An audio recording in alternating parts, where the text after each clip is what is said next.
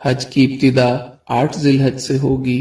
نماز فجر کے بعد غسل کریں یا وضو کریں۔ غسل کرنا افضل ہے۔ احرام باندھ لیں اور اشراق کے بعد 2 رکعت نماز ادا کریں۔ سلام پھیرتے ہی مرد حضرات سر سے کپڑا یا ٹوپی ہٹا لیں۔ حج کی نیت اس طرح کریں: یا اللہ میں حج کی نیت کرتا ہوں، آسان فرما، قبول فرما۔ مرد اونچی آواز سے اور خواتین آہستہ آواز سے تلبیہ پڑھیں۔ اب آپ پر احرام کی پابندیاں شروع ہو چکی ہیں۔ احرام کی حالت میں تلبیہ پڑھتے ہوئے مینا پہنچنا ہے۔ آج کا دن مینا میں گزارنا ہے۔ ظہر، عصر، مغرب اور عشاء کی نمازیں مینا میں ادا کریں۔ ذکر، اذکار اور دعا کی کثرت سے اپنا وقت قیمتی بنائیں۔ لوگوں کے ساتھ خوش اخلاقی کے ساتھ رہیں، خدمت کے ساتھ وقت گزاریں، کثرت سے تلبیہ پڑھیں، دعاؤں کا خوب اہتمام کریں، قرآن پاک کی تلاوت کریں، رات مینا میں قیام کریں۔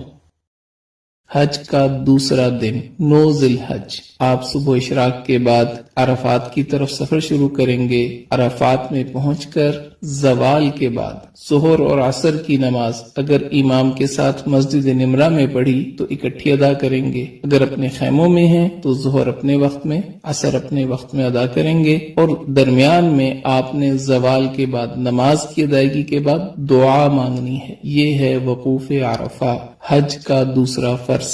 9 ذی الحج کو یہی عمل ہوگا۔ مغرب تک عرفات میں قیام کریں۔ مغرب کے بعد، مغرب سے پہلے نہیں آنا، مغرب کے بعد آپ مزدلفہ کی طرف آ جائیں گے۔ مزدلفہ میں عشاء کے وقت مغرب اور عشاء کی نماز ایک اذان اور ایک اقامت کے ساتھ ادا کرنی ہے۔ اس کے بعد آپ 70 کنکریاں اکٹھی کر کے اپنے پاس رکھیں۔ اب آپ نے رات وہاں قیام کرنا ہے۔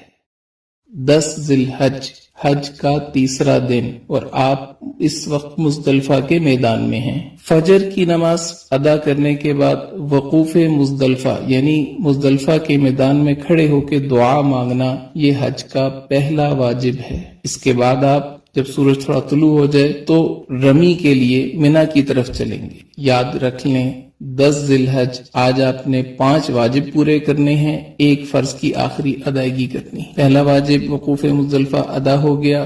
دوسرے واجب کی طرف آپ جا رہے ہیں، شیطان کو پتھر مارنے۔ مینا میں آج صرف بڑے جمرہ کو 7 کنکریاں مارنی ہیں۔ اس کے بعد آپ قربانی کا جانور ذبح کریں، یہ تیسرا واجب پورا ہو گیا۔ اس کے بعد آپ اپنے سر کے بال منڈوا لیں، یہ چوتھا واجب پورا ہو گیا۔ اب آپ احرام کھول سکتے ہیں اور عام لباس پہن سکتے ہیں۔ اس کے بعد آپ طواف زیارت کے لیے مکہ مکرمہ بیت اللہ کی طرف سفر شروع کریں۔ بیت اللہ پہنچ کر طواف کریں، یہ آپ کا طواف زیارت ہے۔ حج کا تیسرا فرض، حج کے تینوں فرض مکمل ہو گئے۔ اس کے بعد آپ نے سعی کرنی ہے، سعی حج کا 5واں واجب، یہ بھی پورا ہو گیا۔ اب آپ واپس رات کو مینا میں آ جائیں، مکہ مکرمہ میں قیام نہ کریں۔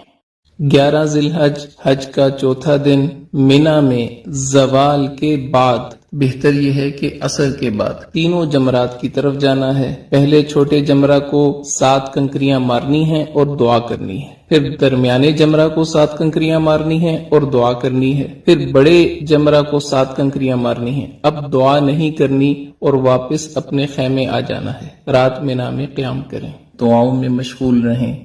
حج کا 5واں دن 12 ذی الحج، مینا میں زوال کے بعد تینوں جمرات کی طرف جانا ہے۔ پہلے چھوٹے جمرہ کو 7 کنکریاں مارنی ہیں اور دعا کرنی ہے۔ پھر درمیانے جمرہ کو 7 کنکریاں مارنی ہیں اور دعا کرنی ہے۔ پھر بڑے جمرہ کو 7 کنکریاں مارنی ہیں اور دعا نہیں کرنی۔